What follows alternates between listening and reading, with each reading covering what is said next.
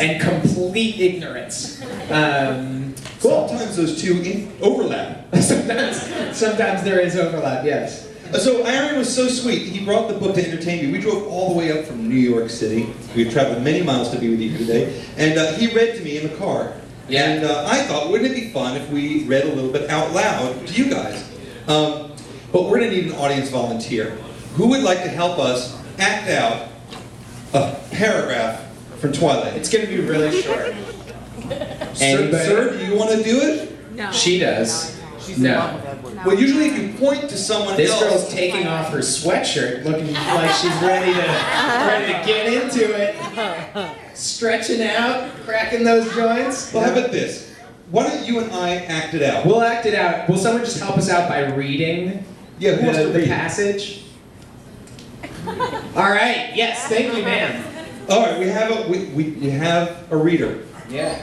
Someone in Huntington knows how to read. Yes. All right. So she can read on your microphone. Yeah. And you and I will act it out. So start wherever. I don't know. Sure. So he's just turned to a random page, and we're going to get us in the Twilight mood. We're going to dim the lights and read the book. I was wishing that I could believe that you were real, and I was wishing that I wasn't afraid. I don't want you to be afraid. His voice was just a soft murmur. I heard what he couldn't truthfully say, that I didn't need to be afraid, that there was nothing to fear. Well, that's not exactly the fear I meant, though that's certainly something to think about. So quickly that I missed his movement. He was half sitting, propped up on his right arm, his left palm still in my hands, his angel face only a few inches from mine. I might have, should have, flinched away from his unexpected closeness, but I was unable to move. His golden eyes mesmerized. All right.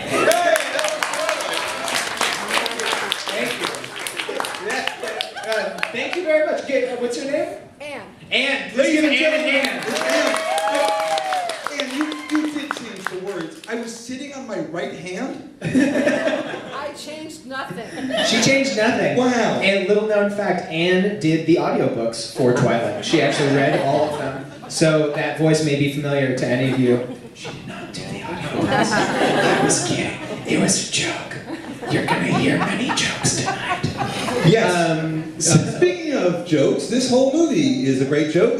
What's this movie about? Well, okay. As you can tell from that passage, it's a romance. Unfortunately, because of the moral compass of the author, it's a romance where the author is very strictly Mormon.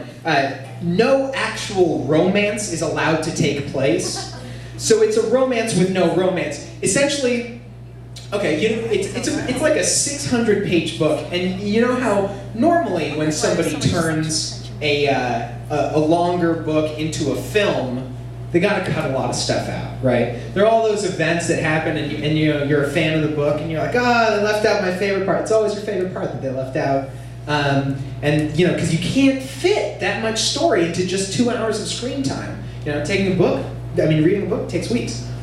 Absolutely, the opposite is true with this book. There's about 10 pages worth of story stretched out into 600 pages of book. But and in this film, how are they going to stretch? Yeah, how are they going to stretch 10 pages of story into 2 hours of film?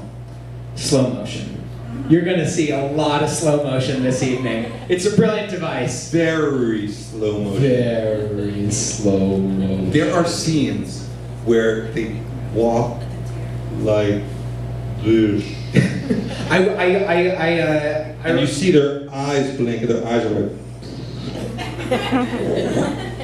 I can only assume that most of this book is he looked at him, and she looked at him, and he looked back at her, and then they looked at each other some more, and because that's pretty much what happens in the film. Please. Did you read the books? No. I'm assuming. I'm doing a lot of assuming right now. And assuming while making an ass out of you and me is also the cornerstone of comedy. So yeah, I think I think that's a pretty good introduction to this movie. You forgot to mention that the actors and actresses in this movie are extremely good looking. Oh, yes. No, Well, no. Whoa! This room just got interesting. We're about to have a throwdown.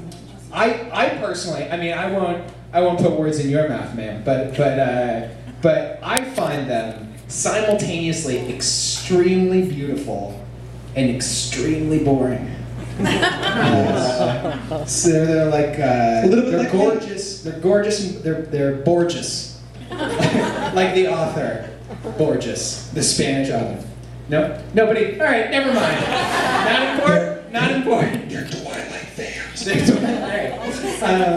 Cool. So enjoy Pretty People. Enjoy a very culturally relevant film that is going to be several more films. And then when people talk about it, they're like Team Edward or Team Jacob. You can be like, I know what that means, and I can refuse to participate in this conversation. Thank you. Ladies and gentlemen, this is Twilight.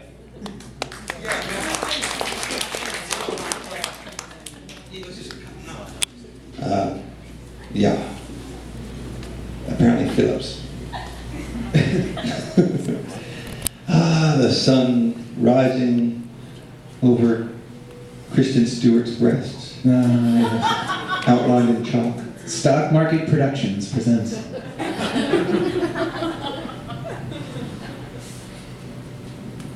I've never given much thought to how I would die. Except for every day in my live journal.